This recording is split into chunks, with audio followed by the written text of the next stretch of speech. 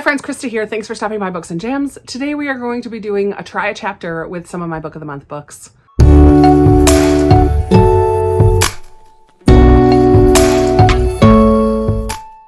Recently, I created a spreadsheet for all of the Book of the Month books on my shelves. I wanted to know how many I had. I wanted to know which one was the shortest and the longest and what their ratings were on Goodreads. So I made a spreadsheet, as I do. I have 48 unread Book of the Month books. It's crazy. Catch-Up-a-thon could not have come at a better time. If you are unfamiliar, Catch-Up-a-thon is a readathon that I'm doing with Amy from Amy's Bookish Life, where we're just encouraging you to catch up on your Book of the Month books. Because if you're like me, you've got a lot of them.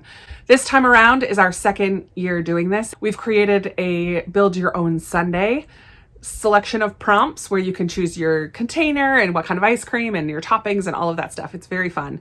Many people are using their Book of the Month books for it, but you don't have to. Many are using their libraries or their own TBRs or their NetGalley books or other selection of their TBR books.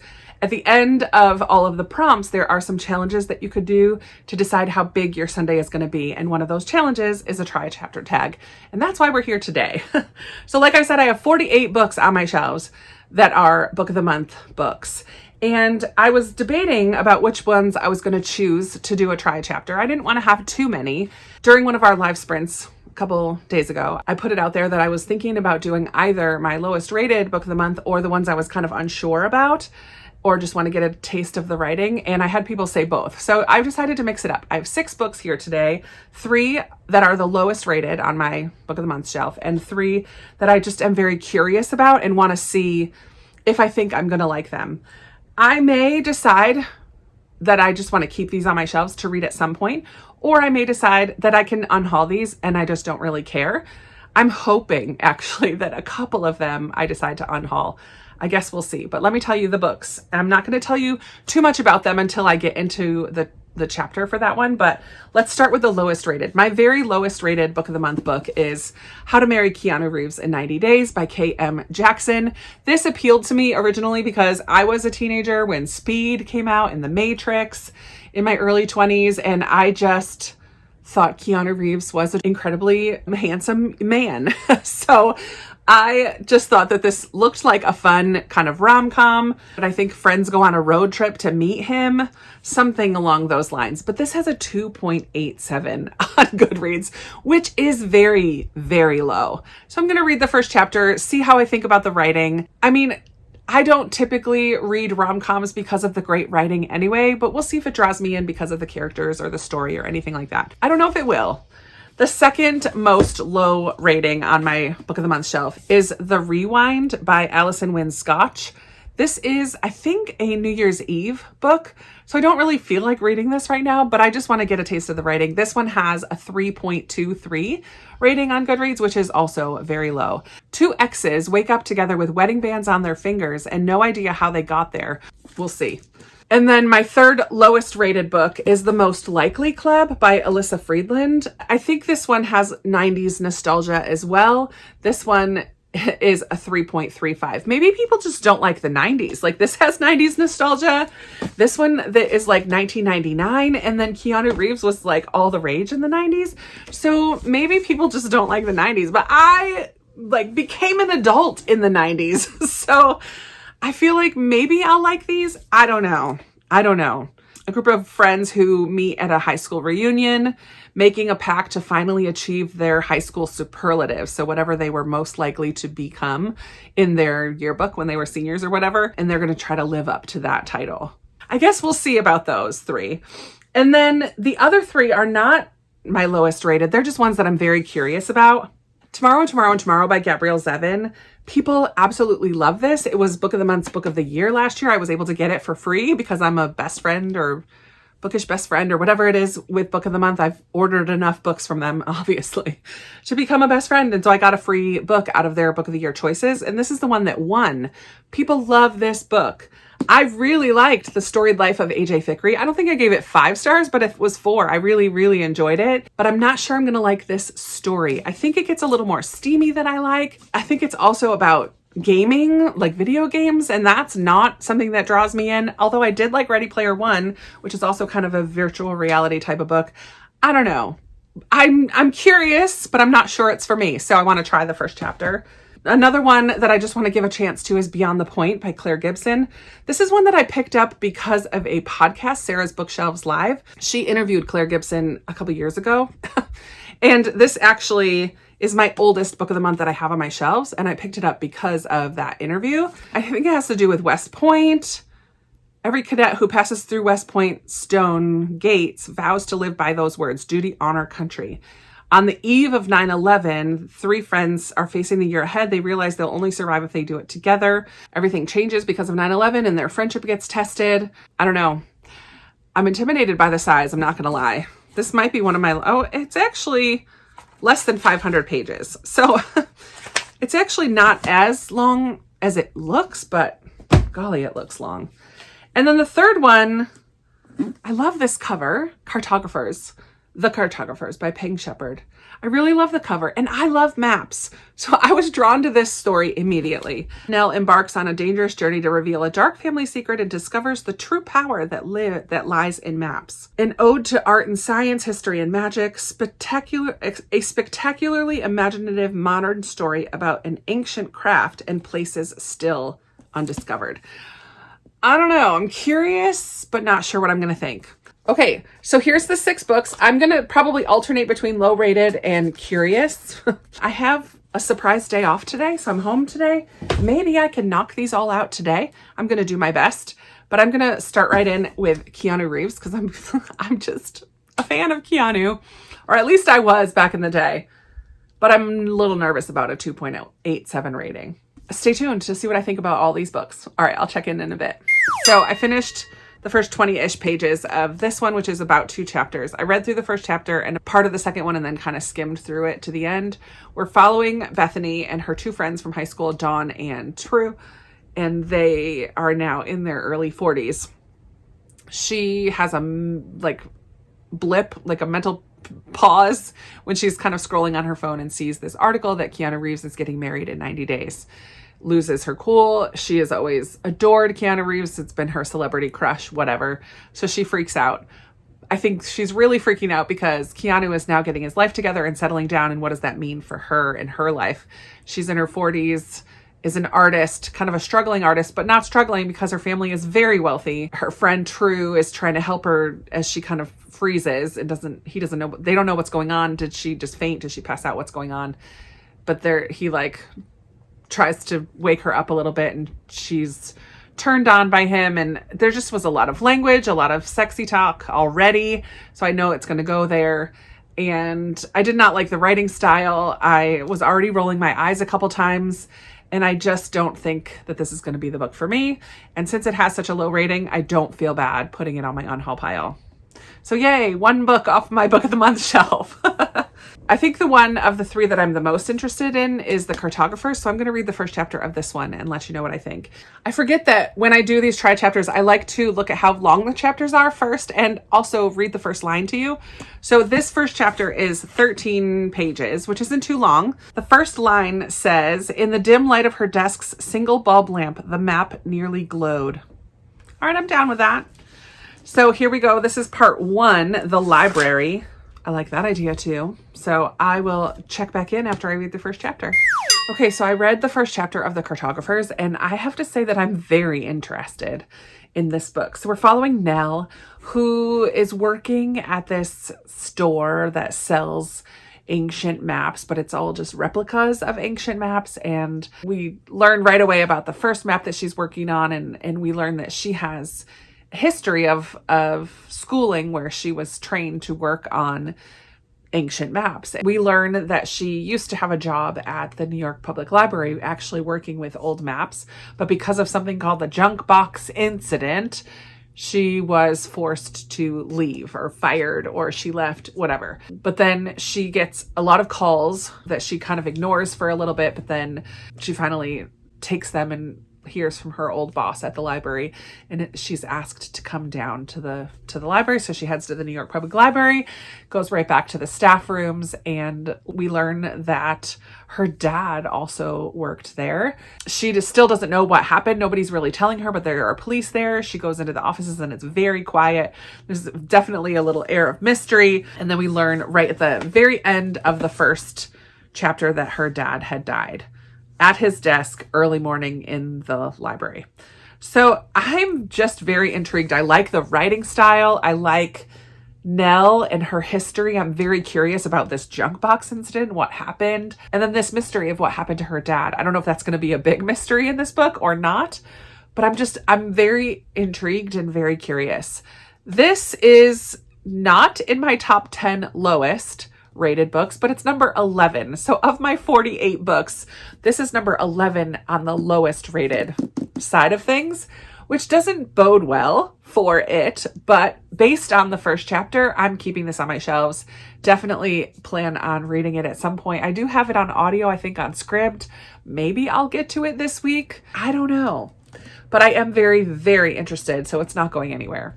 All right, it's a couple hours later. I've gotten a few things done, coming back to do 2 more books. So I'm going to go ahead and try the first chapter of The Rewind by Alison Wynne Scotch. And it looks like it's not quite what I was thinking. I just read the description a little bit more. Frankie and Ezra had broken up right before graduation. They're college sweethearts. 10 years later, they're back for a wedding of some friends. Their lives have gone in completely different ways. And then they wake up in bed next to each other the following morning with an engagement ring on her finger, and they have no memory of how they got there. So there's a prologue, and then 16 hours later. And so the first 2 chapters plus the prologue gets me to page 19. So I'm going to go ahead and try that much because the chapters are labeled Frankie and Ezra. And so I want to get both of their perspectives. The first chapter of the prologue, or the first sentence of the prologue, says, "The night before, Frankie Harriman took a long last look in the mirror on the back of the bathroom door of her decently appointed hotel room." Not a very exciting first line. This is one of the low rated ones. So let's see if the writing in the first chapter or so changes my mind about that. All right. So I read the first 18 pages of The Rewind. We really know nothing. We've met Frankie and Ezra in the lead up to this wedding that they're attending in 1999. They graduated from school in 1989. We know that they had some kind of bad breakup and that 10 years later, they're still holding on to feelings about that. Ezra, we know, has a ring for his current girlfriend, Mimi. We know Frankie is a manager for some good musicians, so she has a decent job. I think she's in California and he's in Portland area, so both West Coast, but not together. There's a lot of tension about having to be in the same place for this wedding for the weekend. 16 hours later, both of them wake up together in a dorm room, like twin bed. We don't know at all how they got there. They just wake up and basically scream, "Ah!" And that's all that the first 2 chapters tell us. So we have no idea what happened with their relationship. Honestly, I'm not sure I want to continue. I don't really care for either of them and the lives that they're currently living. I don't know if I'm interested enough yet. I don't feel like I got far enough into it. It is low rated. I don't know. It could be a fun read, but I just don't seem to care at the moment. So I'm kind of on the fence about this one, and I'm going to let you guys tell me if you've read this. Do you think it's worth my time? Do you think it's dumb? Do you think it's a cute, just kind of palate cleansing rom-com that might be good? I just am afraid of a big buildup. This is what I didn't like about People We Meet on Vacation. There's a big buildup to this event that made the couple in People We Meet stop talking for a number of years. Same situation here. They haven't been talking. They had a big breakup. We don't exactly know what happened. I'm afraid for a big buildup for a little payout. Like the reason being not equivalent to the buildup to learning that reason. So I'm just afraid of that because I've been burned in that area before on a couple different situations, but mostly in People We Meet on Vacation. I just really don't like that. So I don't know. I guess if you've read this, let me know. For now, it's going on my maybe, but like, what at the same time, why keep it if I'm not interested in the first 20 pages? I know books can totally change as they go along, and I do like to have a fun palate cleanser here and there. I just don't know if this is going to be one for me or not. So I need your help. Let me know. But in the meantime, I'm going to check out the first chapter of Beyond the Point next by Claire Gibson. So the first chapter ends on page 24. It's not too bad. Oh, and we have a little prologue here as well, which does have some emails back and forth. So that will go pretty quickly. Let's look at the first sentence of the prologue. So we're in November 10th, 2006 in Tarankot, Afghanistan. Assuming her gear scared him, Hannah Nesmith took off her helmet and sunglasses and placed them on the ground. I don't know. I want to look at the first sentence of the first chapter. That doesn't really pull me in at all. First sentence of chapter 1. From the beginning, Danny McNally wanted to be known for more than basketball. I don't know. I guess I'll read the prologue and the first chapter because that gets me to page 24. And we'll see what I think about this one. Beyond the Point. I'll let you know. All right. So I finished the first prologue and first chapter of Beyond the Point, and I'm interested. I said that really funny. I'm very interested in this one. I think there's just something about the writing that stands out. It's clearly better writing, in my opinion, than the other ones that I've read so far. I'm drawn into Danny and her story already. So the prologue takes place in 2006, where she is a soldier in Afghanistan. She's trying to give a soccer ball to a little boy who spits at her. This little boy has a lot of hatred towards women in particular, maybe because she's American as well and a Black woman. I'm not sure. Oh, and then there's this email thread, all of these emails she reads in her inbox about something that has happened to Hannah. We don't really know what happened to Hannah. Who is Hannah? I don't even know. But all these emails are, I just heard, call me.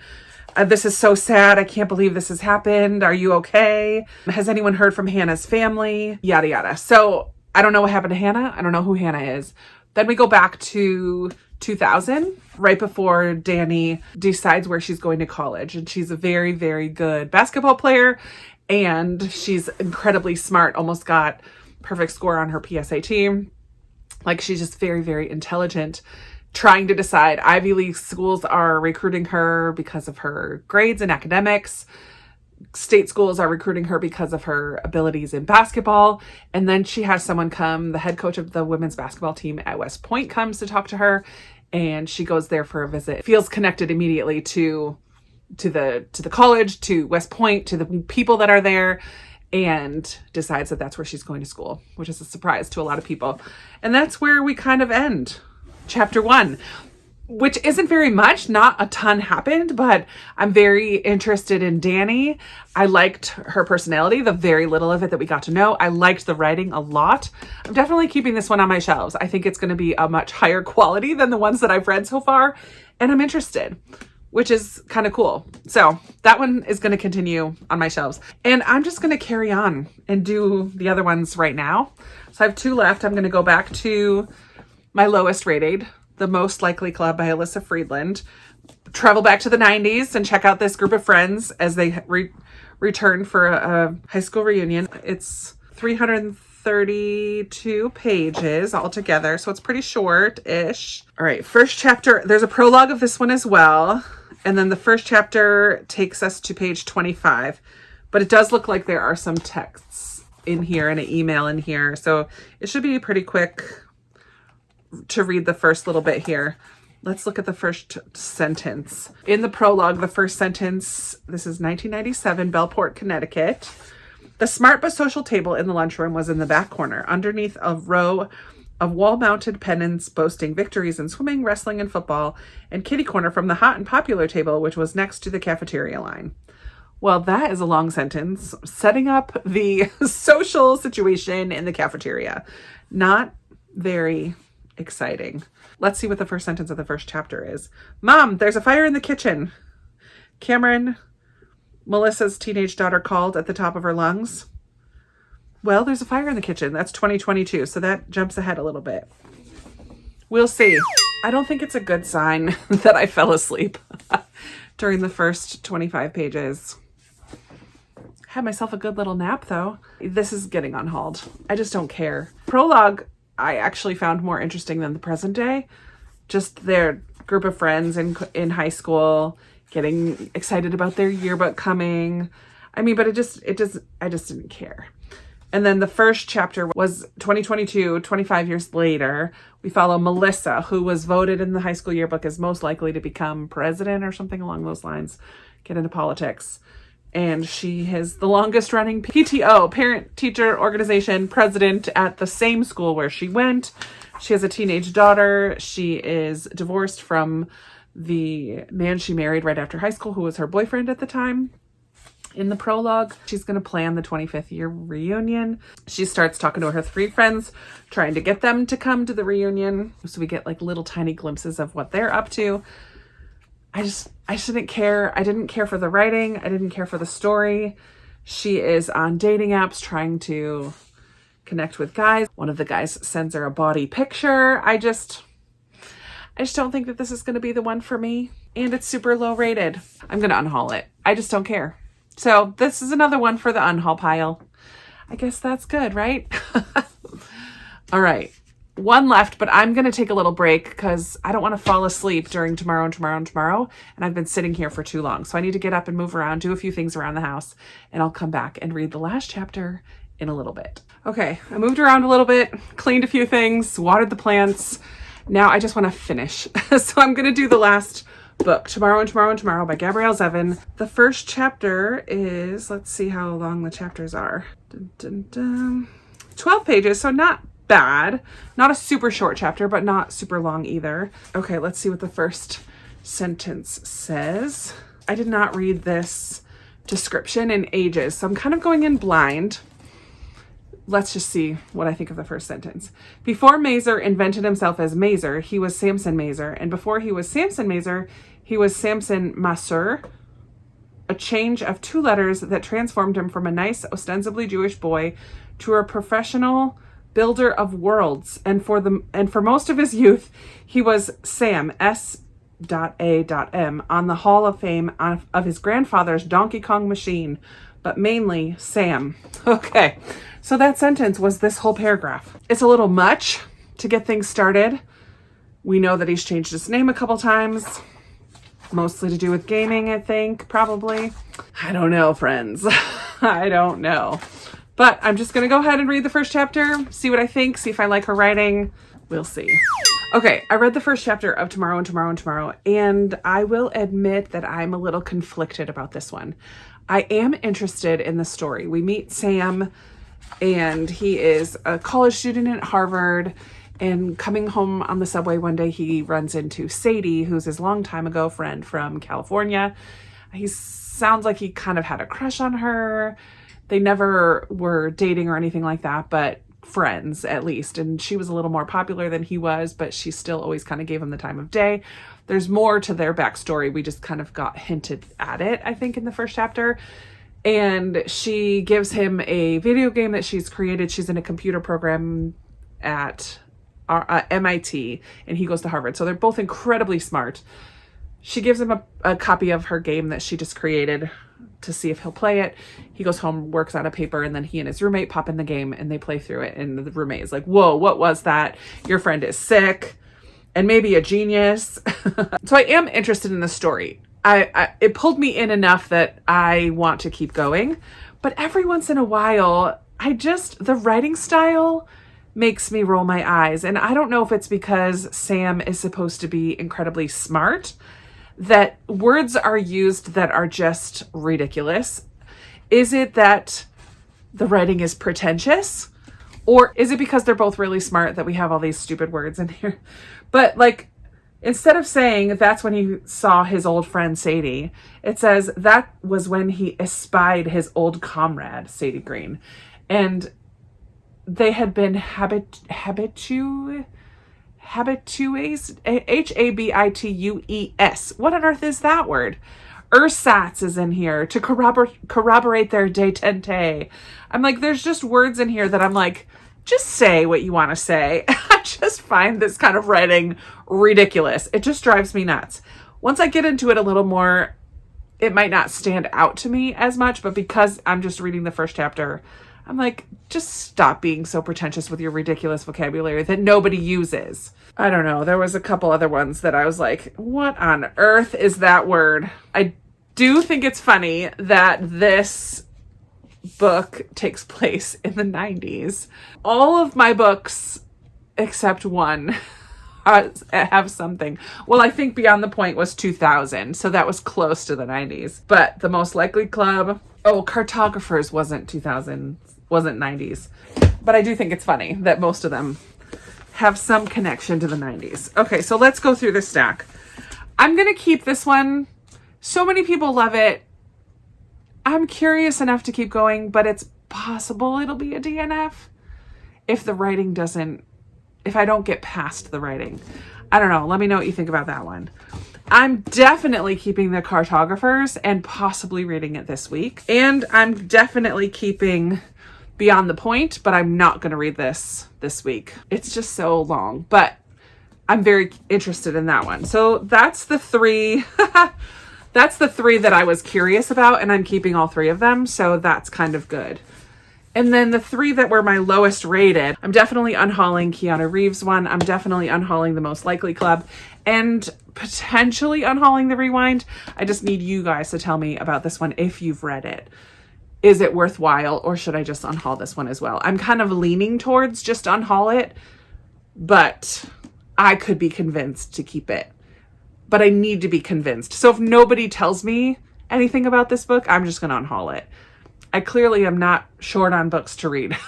Not a bad try a chapter, I would say. I definitely learned about some books, and that's the purpose of this type of a reading challenge. Got a scoop on my ice cream sundae. Unhauling a couple. Progress. Definitely worth it. I would love to know if you've read any of these, especially The Rewind. What do you think about them? Also, tomorrow. I mean, I know so many people love this book, but there are always those who are outliers, and I know you're out there. Let me know if you think this is a Krista book. That's the question. Yeah, I just would love to know your thoughts on any of these if you've read them. Share them with me. And if you're doing a try chapter for a scoop of your ice cream sundae, let me know which books you read and how that goes for you. And that is going to be it for me today. Let's chat down in the comments. I always love talking with you down there. I hope you're having a great reading week, and I look forward to talking with you in another video very soon. Bye.